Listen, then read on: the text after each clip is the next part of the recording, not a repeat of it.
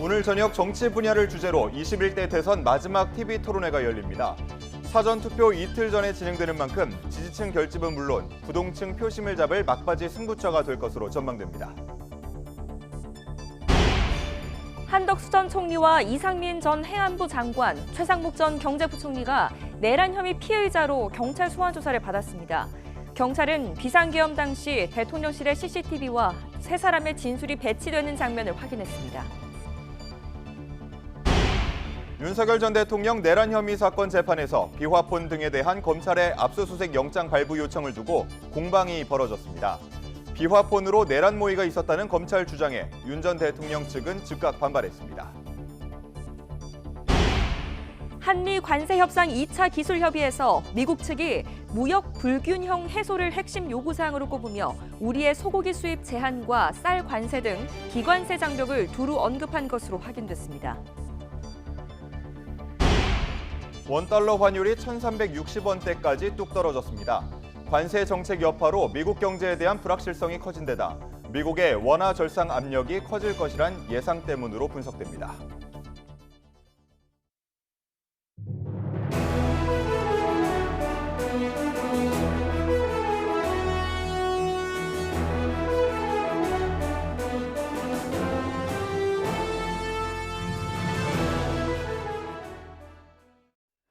시청자 여러분 안녕하십니까? 5월 27일 화요일 뉴스타트 1부 시작합니다. 오늘 저녁 정치 분야를 주제로 21대 대선 마지막 TV 토론회가 열립니다. 대선을 불과 일주일 앞두고 사전투표 이틀 전에 진행되는 만큼 뜨거운 공방이 예상됩니다. 신윤정 기자입니다. 더불어민주당 이재명, 국민의힘 김문수, 개혁신당 이준석, 민주노동당 권영국 후보가 나흘 만에 다시 3차 TV 토론회에서 맞붙습니다. 정치 양극화 해소 방안을 주제로 먼저 토론한 뒤 정치개혁과 개헌, 외교안보 정책 순으로 공약 검증 토론이 진행됩니다. 사전투표를 불과 이틀 앞두고 이뤄지는 마지막 토론회인 만큼 지지층 결집은 물론 부동층 표심을 잡을 막바지 승부처가 될 전망입니다. 네 후보 모두 개헌을 공약한 상황에서 차별성을 부각하며 개헌에 대한 의지나 현실성이 있을지 등을 놓고 검증이 이뤄질 전망입니다. 주제가 정치인 만큼 부정선거 의혹이나 사법부 독립권 침해 등 민감한 정치 이슈를 놓고 더욱 치열한 설전이 예상됩니다. 말이라도 단절하겠습니다라고 말해야 되는 것 아닙니까? 그 내란 수계의 귀환을 지지하고 지원하고 결국 내란과 함께 하겠다는 것 아닙니까? 앞선 토론회에서 나온 네거티브 공방이 고발로 이어지고 있어 후속 공방전이 펼쳐질 가능성도 큽니다. 이제는 방탄법을 만들어, 법도 한 개가 아니에요. 방탄법을 5개, 6개 만들어가지고 이 법을 덮어쓰고도 벌벌벌벌 떠는 이런 사람 여러분 아시죠? 또 다른 관전 포인트는 김문수, 이준석 후보의 단일화 여부를 둘러싼 후보들의 발언입니다. 이재명 후보는 내란 단일화 공세를 이어갈 전망인데 김 후보가 단일화 성사를 위한 카드를 내놓을지 이준석 후보의 입장 변화가 있을지 등이 주목됩니다. 0%다 이렇게 말씀드리겠습니다. 김문수 후보가 빨리 사퇴하도록 설득하는 것이 옳을 것이다.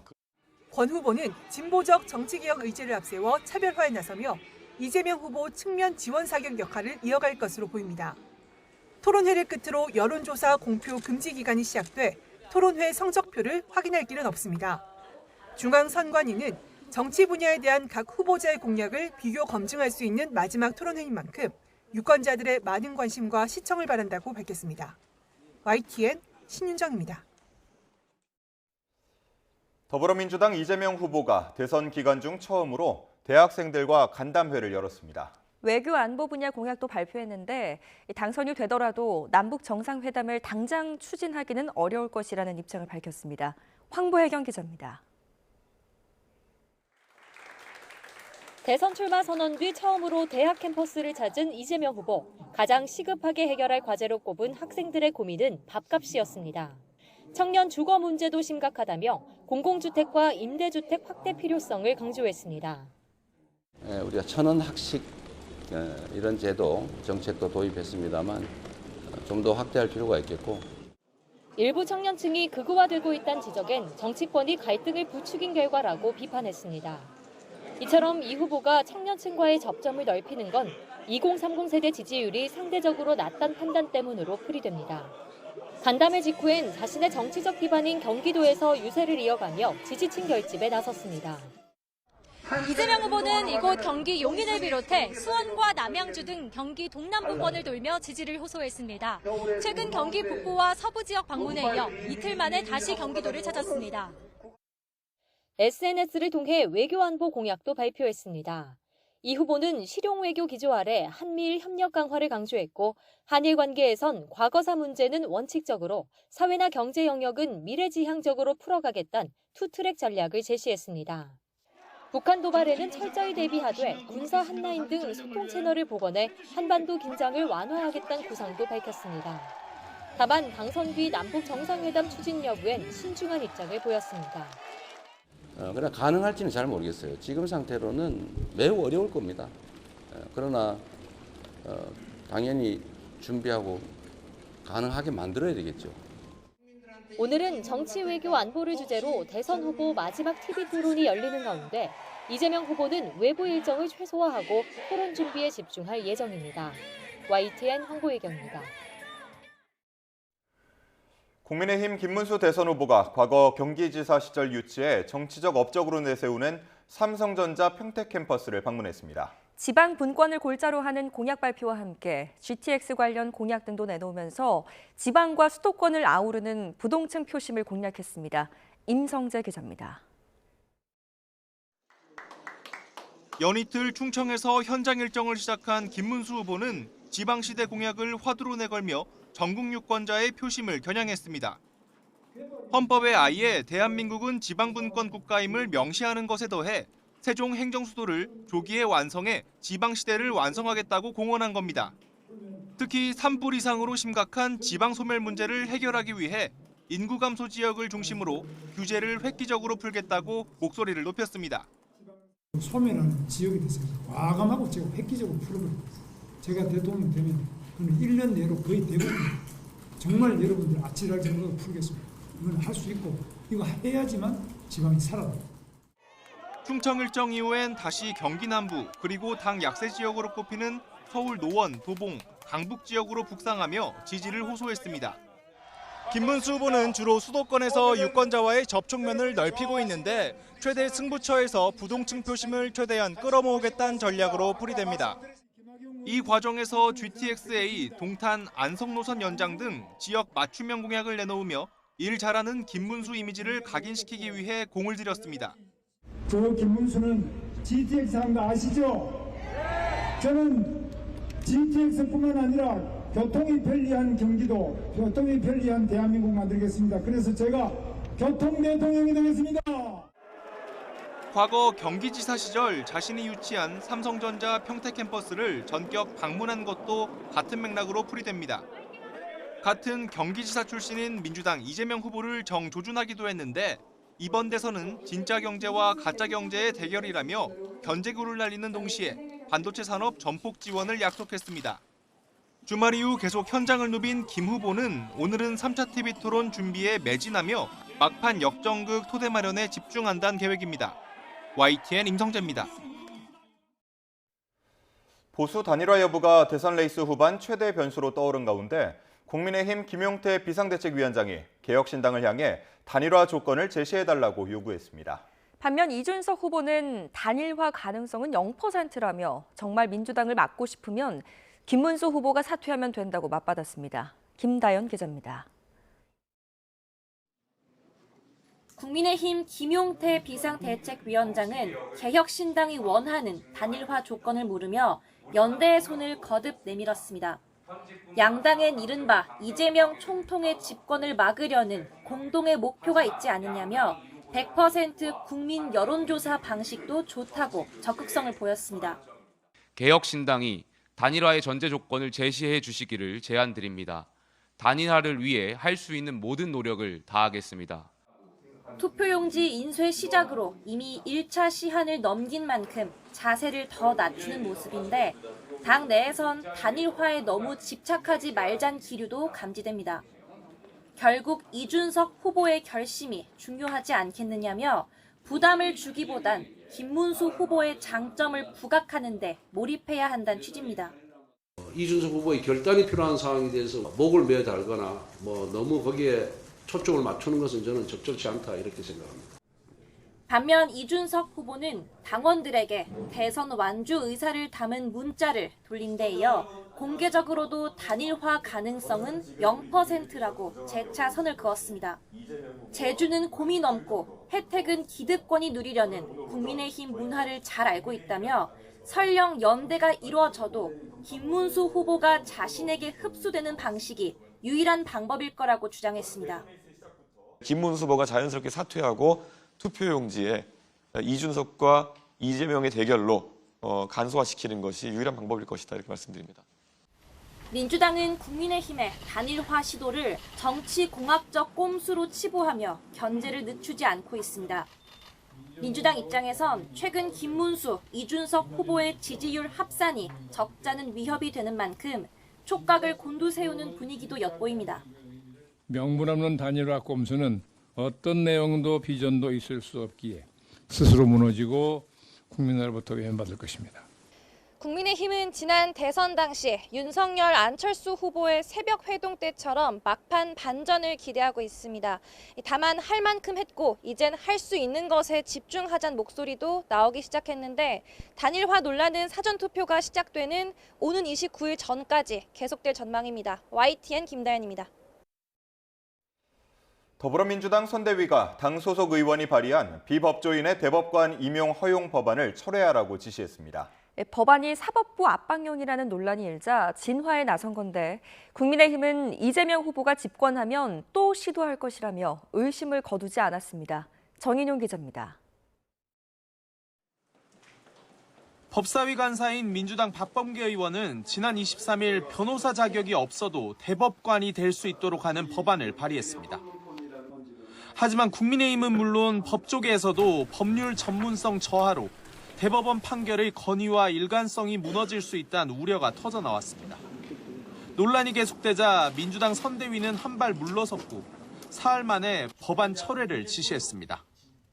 박범계 의원이 제출한 비법조인 대법관 임명 법안, 장경태 의원이 제출한 대법관 100명 확대 법안을 철회하기로 결정하고 이재명 후보가 자신의 생각도 당의 입장도 아니라고 거듭 밝힌 만큼 더 이상 불필요한 논쟁을 피하겠다는 의도로 풀이됩니다. 다만 김용민 의원이 발의한 대법관 30명 증원법은 유지됐는데 사법개혁 여지를 남겨둔 거란 해석도 나옵니다. 법원 내에서도 대법관을 증원해야 된다 이런 논의가 많이 있습니다. 그러나 지금은 그 얘기를 할 때가 아니다. 국민의힘은 민주당의 법안 철회 결정에도 의심의 눈길을 거두지 않고 있습니다. 이재명 후보가 대통령이 되면 법안 처리를 다시 또 시도할 거란 주장입니다. 이재명 후보의 말은 절대로 믿을 수가 없습니다. 김어준, 유수민 같은 사람이 대법관이 되면 범죄 혐의 자체가 모두 증발할 텐데 왜 포기를 하겠습니까? 김문수 후보도 이 후보 발상 자체가 방탄 발상이라면서 자신이 살기 위해 나머지를 다 파괴하고 짓밟는 것은 있을 수 없다고 맹비난했습니다. 왜 이렇게 우리나라를 대혼란 민주주의 대후퇴로까지 가져왔는지 윤석열 대통령 이상으로 본인이 자기 반성이 있어야 된다. 선거가 후반으로 접어들면서 상대 실수와 약점을 파고들려는 정치적 수싸움도 치열해지고 있다는 평가가 나옵니다. YTN 정인용입니다. 21대 대통령 선거의 재외선거 투표율이 79.5%로 역대 최고를 기록한 것으로 잠정 집계됐습니다. 중앙선거관리위원회는 21대 대선 재외투표에서 추정 재외선거권자 197만 4,375명 가운데 20만 5,268명이 투표에 참여했다고 밝혔습니다. 투표율 79.5%는 지난 2012년 재외투표가 도입된 뒤에 치러진 대선과 총선 가운데 가장 높은 수치로 20대 대선에서는 71.6%, 지난해 총선은 62.8%의 투표율을 각각 기록했습니다. 윤석열 전 대통령의 내란 혐의 사건 재판에서는 비화폰 등에 대한 검찰의 압수수색 영장 발부 요청을 두고 공방이 벌어졌습니다. 검찰은 비화폰으로 내란 모의가 있었다며 추가 자료 확보 필요성을 강조했는데 윤 전 대통령 측은 사실이 아니라고 반박했습니다. 권준수 기자의 보도입니다.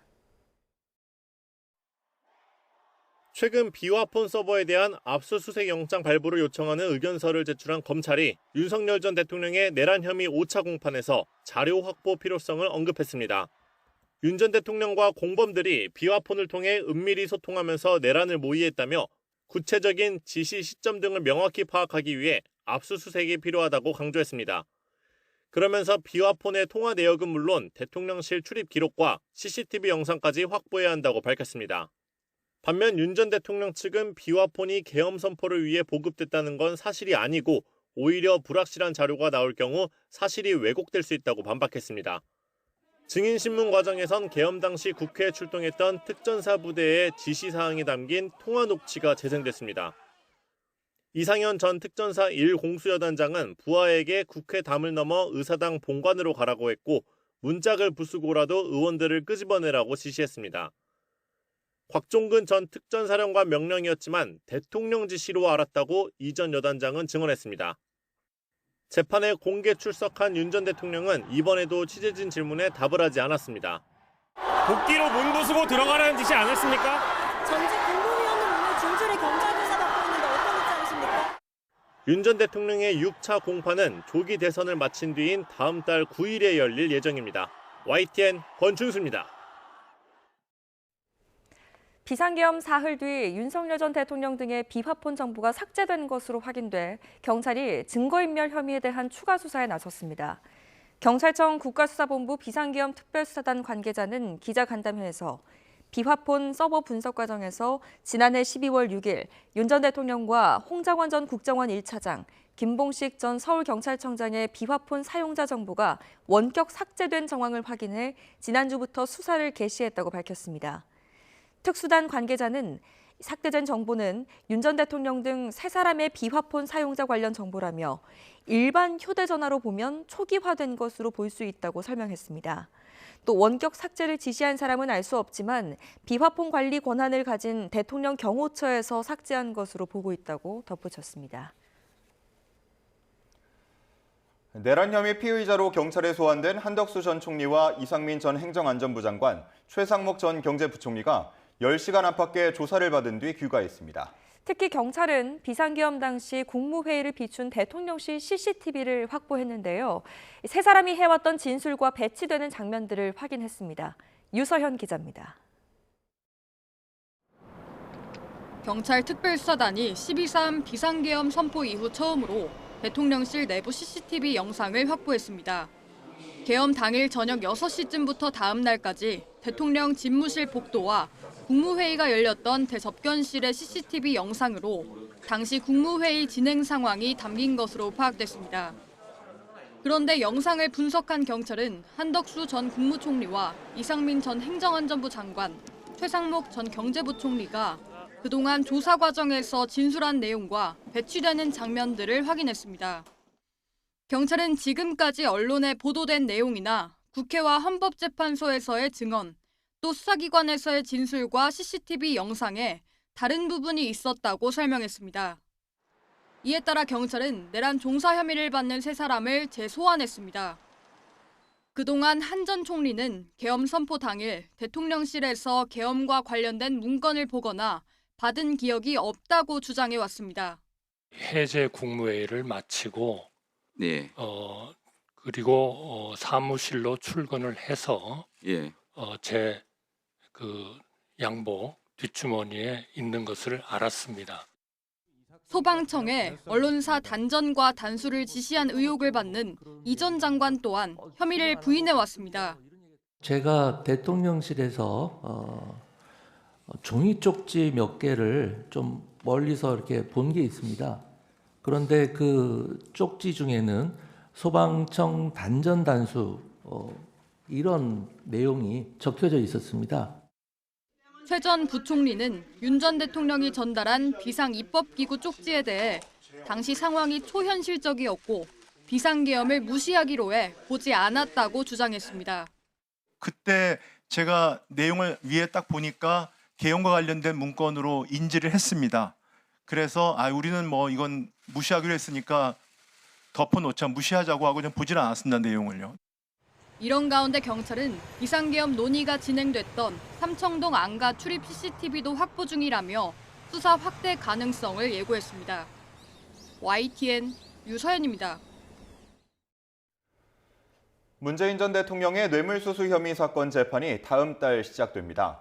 서울중앙지방법원은 오는 6월 17일 오후 2시에 문 전 대통령 사건의 1차 공판준비기일을 진행합니다. 공판준비기일은 정식 재판에 앞서 범죄 혐의에 관한 입장을 확인하고 증거조사 계획을 잡는 절차로 피고인의 출석 의무는 없습니다. 앞서 전주지검은 지난달 문 전 대통령을 뇌물수수 혐의로, 이스타항공 창업주인 이상직 전 의원은 뇌물 공여와 업무상 배임 혐의로 서울중앙지법에 기소했습니다.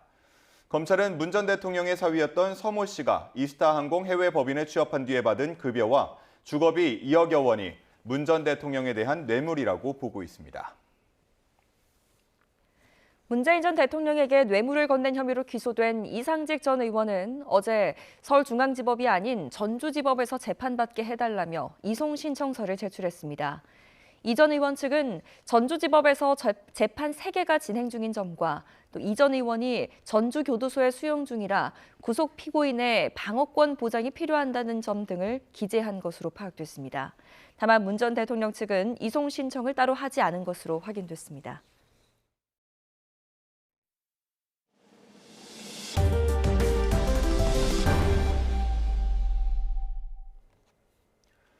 지난주 사흘 동안 미국 워싱턴 DC에서 열린 한미 관세 협상 2차 기술 협의에서 미국 측이 우리의 소고기 수입 제한과 쌀 관세 등 비관세 장벽을 두루두루 언급한 것으로 확인됐습니다. 미국 측은 이와 함께 한미 간 교역 불균형 문제 해소와 트럼프 대통령이 만족할 만한 협상안을 요구했습니다. 황혜경 기자입니다. 균형무역, 비관세 조치, 경제안보 등 6가지 분야로 나눠 진행된 한미 관세협상 2차 기술협의. 미국 측은 무역대표부가 만든 무역장벽 보고서, 이른바 NTE 보고서를 들이밀며 우리 측을 압박한 것으로 알려졌습니다. 올해 판 NTE 보고서에는 미국이 우리나라의 무역장벽으로 판단한 21가지 사례가 담겨 있는데 관세협상 테이블에 이 사례들을 소환한 겁니다. 통상당국자는 구체적인 논의 내용은 외교 관례상 확인해 줄 수 없지만 NTE 보고서 내용과 함께 미국이 이해관계자들을 모아 개최한 공청회 등에서 제기된 사안들이 협상 테이블에 올랐다고 밝혔습니다. 다만 수년간 NTE 보고서에 반복해서 제기된 사안에 대해서는 이미 정리된 우리 입장을 분명히 전했다고 밝혀 30개월 이상 소고기 수입 제한이나 쌀 수입 규제 필요성 등은 거듭 강조한 것으로 보입니다. 미국이 이처럼 우리 측 정책을 비관세 장벽으로 지목하며 내건 요구는 바로 무역수지 불균형 해소. 통상당국자는 미국 측이 궁극적으로 한미 간 교역 불균형을 해소하고 협상안에 트럼프 대통령이 만족하는 게 중요하다면서 그 방안을 계속 요청했다고 전했습니다. 하지만 차기 정부 출범을 앞두고 이번 기술협의에서 성과를 내긴 어려운 상황. 대표단은 일단 미국 측 요구사항을 관계부처와 논의한 뒤 차기 정부 지침을 받아 이후 협의를 진행할 예정이라고 설명했습니다. 7월 8일로 정해진 협상 시한을 지킬 수 있을지 예단할 수 없다면서도 시한 연기가 필요하다면 장관급 협의에서 논의할 사안이라며 문은 열어뒀습니다. 또 협의에는 기재부 실무진도 참여했지만 6개 분야의 환율 등 다른 논의는 이루어지지 않았다고 덧붙였습니다. YTN 황혜경입니다. 트럼프 미국 대통령의 관세 정책이 오락가락하면서 올해의 단어가 불확실성이 될 것이라는 말이 나오고 있습니다. 세계 경제계는 피로감을 드러내고 있고 일부 투자자들은 미국 비중을 줄이고 있는 것으로 확인됐습니다. 뉴욕에서 이승윤 특파원입니다.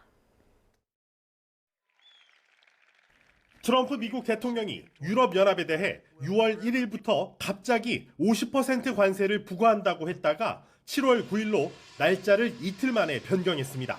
July 9th would be the date.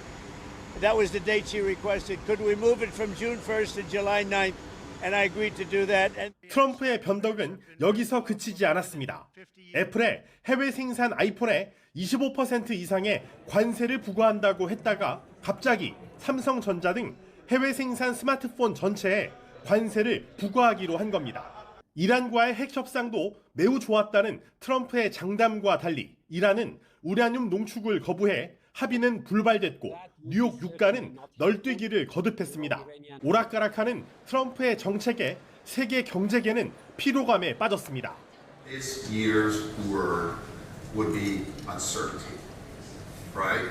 Right now, all of us are uncertain about the economy. 관세 전쟁 이후 미국 국채 시장이 흔들리는 가운데 글로벌 투자자들은 미국 투자 비중을 점점 줄여나가고 있습니다. 운용 자산 규모 472조 원인 캐나다 퀘벡주 연기금은 40%에 이르는 미국 투자 비중을 줄이고 대신 유럽에 대한 투자를 늘린다는 계획입니다. 유럽 최대의 자산 운용사 아문디도 기후 정책 후퇴 등을 고려해 고객들이 미국 시장을 피하려 한다고 설명했습니다. 경제 전문가들은 트럼프 행정부의 변덕스러운 관세와 에너지 정책으로 인해 미국이 믿을 수 있는 투자처 지위를 상실할 수 있다고 경고하고 있습니다. 뉴욕에서 YTN 이승윤입니다.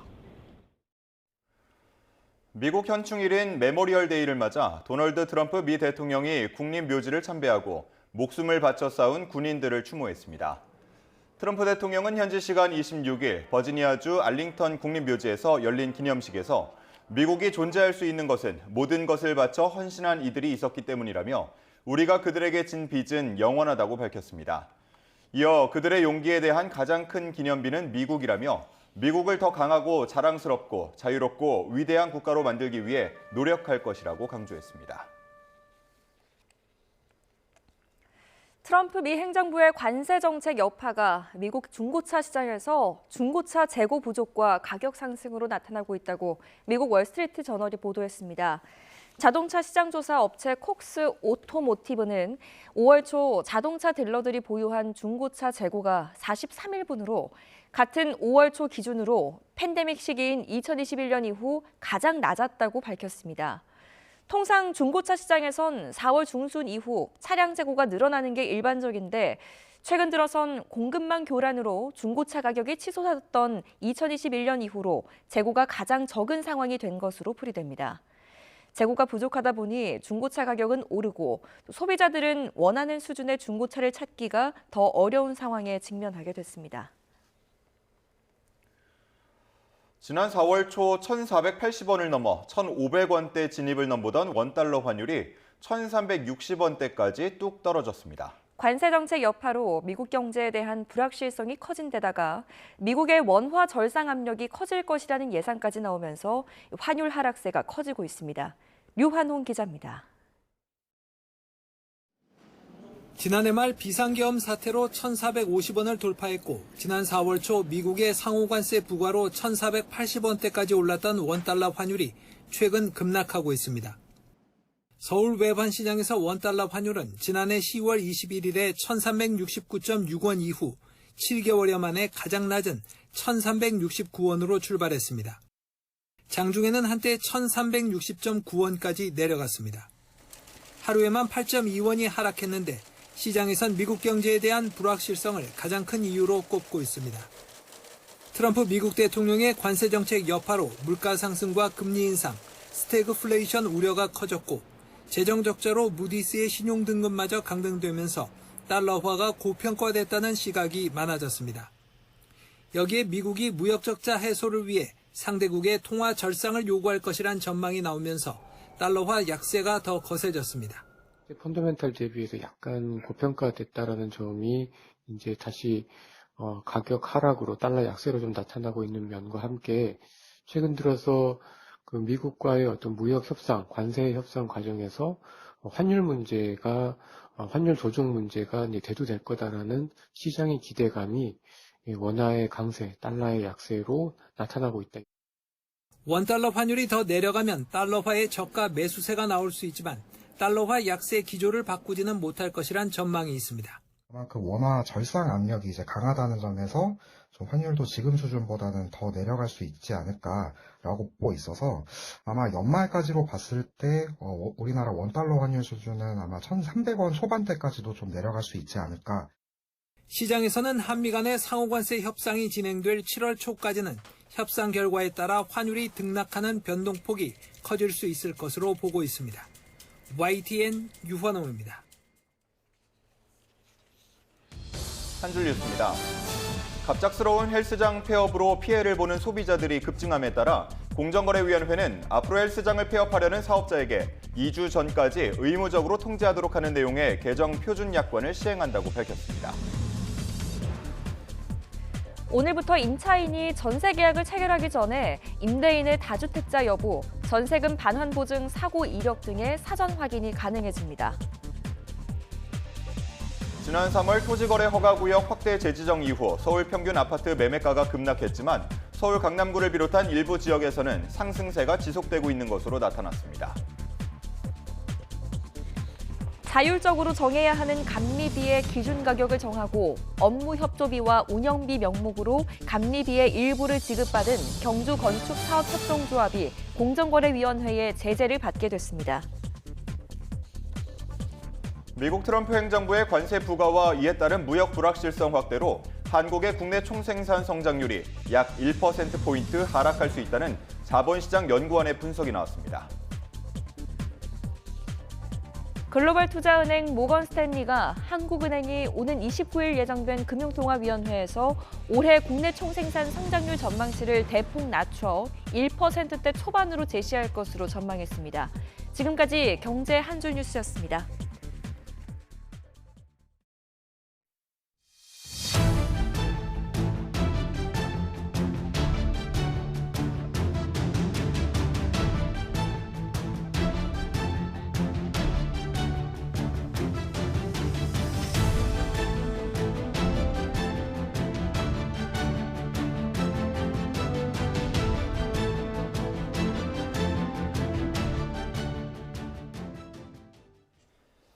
이재명 더불어민주당 대선 후보의 공직선거법 상고심 선고로 촉발된 논란들을 논의하기 위해 전국 법관 대표들이 모였지만 아무런 결론을 내리지 못했습니다. 선거에 미칠 영향 등을 고려해서 별도의 입장 채택 없이 대선 이후에 논의를 다시 하기로 한 겁니다. 김태원 기자입니다. 전국 법관대표회의 임시회의는 법관대표 전체 126명 가운데 최대 90명이 온 오프라인으로 참석했습니다. 자 정부가 갖추어졌습니다. 2025년 제2회 전국법관대표회의 임시회의를 시작하겠습니다. 이재명 민주당 대선 후보의 공직선거법 위반 사건 대법원 판결에 대한 의견이 오갈 것으로 알려지면서 관심이 집중됐지만 결국 아무런 결론도 내리지 못하고 대선 이후 논의를 이어가기로 의견을 모았습니다. 결론을 내리지 않고 회의 속행을 결정하는 것 자체가 이례적인데 정치적 중립성 논란을 의식한 행보로 보입니다. 법관 대표회의 관계자는 이번 대선에서 사법개혁이 의제가 됐고 이 시점에 의견을 표명하는 게 선거에 영향을 줄 수 있다는 우려가 있었다고 밝혔습니다. 법관 대표들은 김혜영 의장이 상정한 재판의 공정성과 독립성 관련 안건에 대해 법관 대표회의 명의로 입장을 표명할지 논의했습니다. 회의 현장에서는 5건의 안건이 추가로 상정되기도 했습니다. 법관 대표들은 속행되는 회의에서 보충 토론을 진행한 뒤 상정된 안건에 대해 의결한다는 계획입니다. 결국 다음 회의는 새 정부가 출범한 이후 열리게 됐는데 법관 대표들이 내놓는 입장에 따라 사법부를 둘러싼 논란과 파장이 이어질 가능성도 있어 보입니다. YTN 김태원입니다. 정치 브로커 명태균 씨를 둘러싼 의혹을 수사하는 검찰이 그제 오세훈 서울시장을 불러 조사했습니다. 공천 개입 의혹에 연루된 김건희 여사에 대한 조사는 대선 이후가 될 것으로 보입니다. 김영수 기자가 취재했습니다. 정치 브로커 명태균 씨 관련 의혹을 수사 중인 서울중앙지검 전담수사팀이 지난 25일 오세훈 서울시장을 피의자 신분으로 비공개 소환 조사했습니다. 조사는 오전 9시 30분부터 12시간 동안 강도 높게 진행됐습니다. 오 시장은 지난 2021년 4월 서울시장 보궐선거를 앞두고 명태균 씨가 실질적으로 운영한 것으로 지목된 업체로부터 미공표 여론조사를 받은 뒤 후원자를 통해 비용 3,300만 원을 대납하도록 한 혐의를 받습니다. 검찰 수사 과정에서 명 씨는 오 시장을 7차례 만났다고 주장했지만 오 시장은 2번 만난 게 전부라며 관련 의혹을 전면 부인했습니다. 이에 따라 검찰은 오 시장을 상대로 실제 미공표 여론조사를 받았는지, 비용을 대신 내게 했는지 등을 자세히 캐물었습니다. 오 시장 측은 검찰 소환 뒤 이번 조사를 계기로 허위와 과장, 왜곡이 바로잡히길 기대한다고 강조했습니다. 검찰은 오 시장에 대한 추가 소환이 필요한지 등을 검토한 뒤 기소 여부를 결정할 걸로 보입니다. 윤석열 전 대통령 부부를 둘러싼 공천 개입 의혹에 대해서는 대선 이후 수사에 속도가 더 붙을 걸로 전망됩니다. 특히 검찰은 김건희 여사에 대한 직접 조사 방침을 굳히고 대선이 끝나는 대로 신속히 불러 공천 개입 의혹 전반을 묻겠다는 방침입니다. 김 여사 측 역시 관련 의혹을 모두 인정하지 않고 있는데 앞선 검찰의 소환 통보에는 조기 대선에 영향을 미칠 수 있다며 불출석 의견서를 제출했습니다. YTN 김영수입니다. 서울 버스노사가 총파업을 하루 앞둔 오늘 최종 교섭에 나섭니다. 사용자 측인 서울시 버스운송사업조합은 오늘 노조와 자율교섭을 진행하되 내실 있는 교섭을 위해 시간과 장소를 공개하지 않는다고 밝혔습니다. 버스조합은 지난 주말에도 노조와 교섭을 진행하는 등 성실하게 임했다고 밝혔지만 노조는 사업조합이 통상 임금 포기를 전제로 한 임금체계 변경을 요구하며 협상을 회피해왔다고 비난했습니다. 노조는 오늘까지 협상이 결렬될 경우 내일 첫 차를 기점으로 서울과 부산, 창원, 울산 버스가 파업에 들어가고 29일에는 전남과 광주 버스도 파업할 것이라고 밝혔습니다. 고 김하늘 양을 초등학교에서 흉기로 무참히 살해한 혐의로 구속된 교사 명재환의 첫 재판이 열렸습니다. 피고인 측은 공소 사실은 모두 인정하면서도 재판부에 정신 감정을 요청했습니다. 이상곤 기자입니다. 지난 2월 대전의 한 초등학교에서 하교하던 1학년 김하늘 양을 유인해 수십 차례 흉기를 휘둘러 살해한 혐의를 받는 교사 명재환. 사건 발생 3개월이 지나 첫 재판이 열렸습니다. 검찰은 먼저 명 씨가 가정으로부터의 소외감과 성급한 조기복직 등에 대한 후회 등으로 정체성 혼란을 겪던 중 강력한 분노를 느껴 범행에 이르게 됐다며 공소사실을 설명했습니다. 이어 사전에 치밀하게 범행을 계획하고 불특정 아동을 범행 대상으로 선정한 점 등을 볼 때 재범의 위험성이 인정된다며 전자장치 부착도 필요하다고 덧붙였습니다. 명 씨는 변호인을 통해 피해자와 유족에게 처음으로 사과하며 공소사실을 모두 인정했습니다. 하지만 변호인은 명 씨의 우울증 등 정신질환이 이 사건 범행에 어느 정도 영향을 미쳤는지 명확히 확인할 필요가 있다며 재판부에 정신감정을 요청했습니다. 하지만 검찰은 수사 과정에서 피고인이 심신장애 상태에 해당하지 않는다는 의견이 있었고 정신과 전문진료 의견도 같았다며 정신감정이 필요하지 않다고 반박했습니다. 재판이 진행되는 동안 방청석 곳곳에서는 울음이 터져나왔습니다. 피해자 측도 정신감정 신청을 이해하기 어렵다고 밝혔습니다. 피고인이 정신감정 신청하는 거는 뭐 권리일 수는 있는데 일단 이제 자신이 중한 처벌을 좀 면하고자 하는 그런 모습으로 보여서 좀 더 안타깝게 생각하고 있습니다. 재판부는 피고인 측의 심신미약 주장이 있지는 않지만 법정형이 사형 또는 무기징역밖에 없는 사건인 만큼 자세히 심리할 필요가 있다고 설명했습니다. 이어 다음 달 30일 하늘양 아버지에 대한 증인신문을 진행하면서 정신감정 채택 여부를 결정하겠다고 밝혔습니다. YTN 이상곤입니다.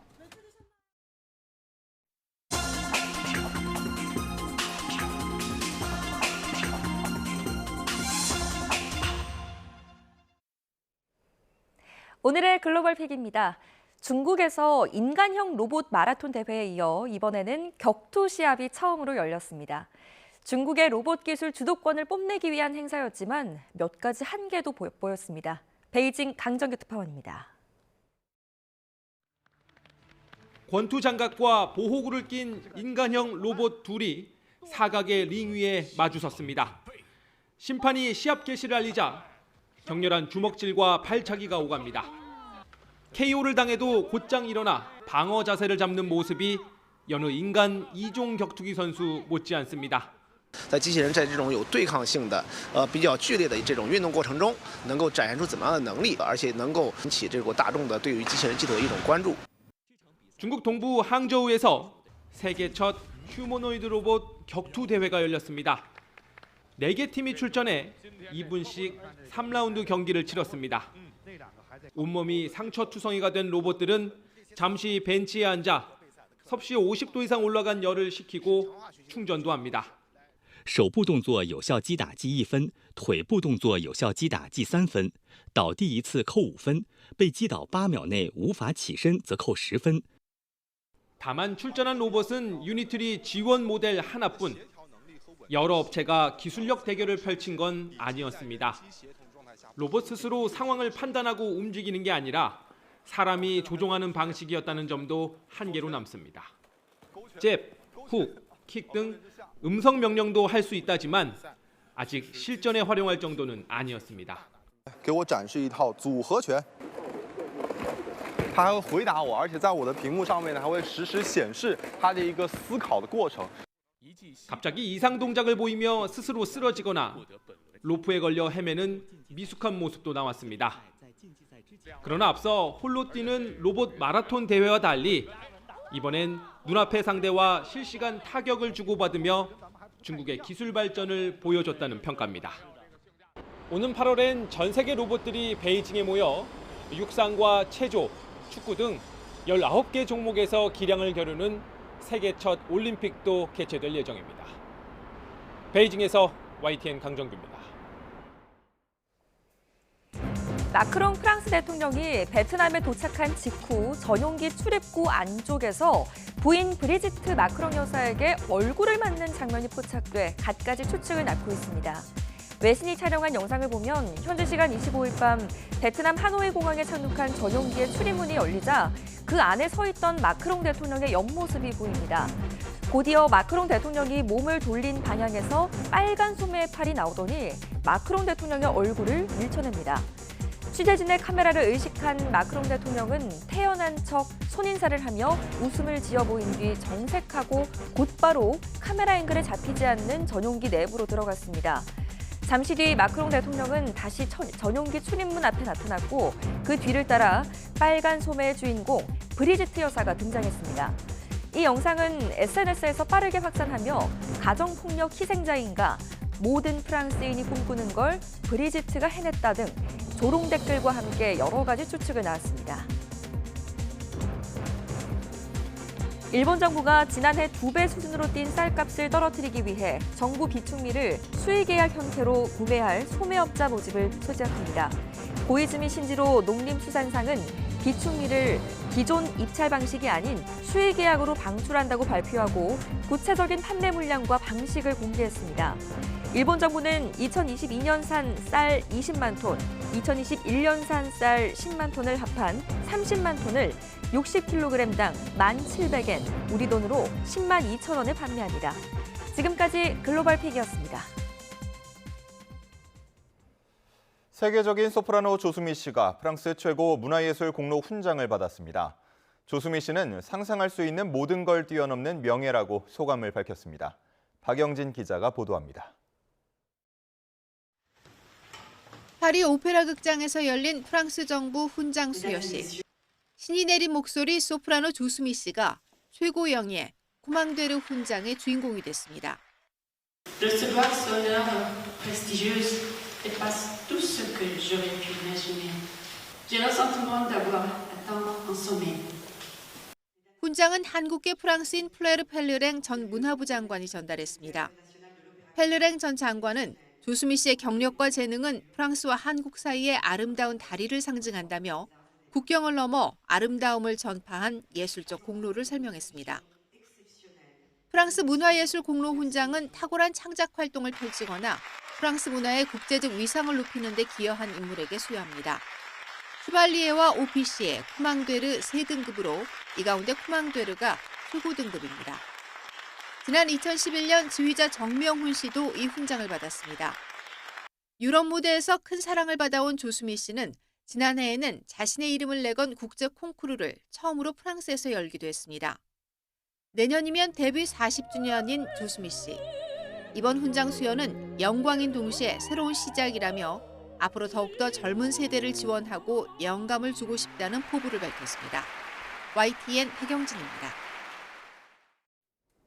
본격적인 여름을 앞두고 나날이 기온이 오르고 있습니다. 오늘도 낮 동안에는 어제만큼 덥겠습니다. 현재 서울 기온은 14.8도로 아침에는 선선하지만 한낮에는 27도까지 기온이 오르겠습니다. 낮 동안 시원한 옷차림 하셔야겠습니다.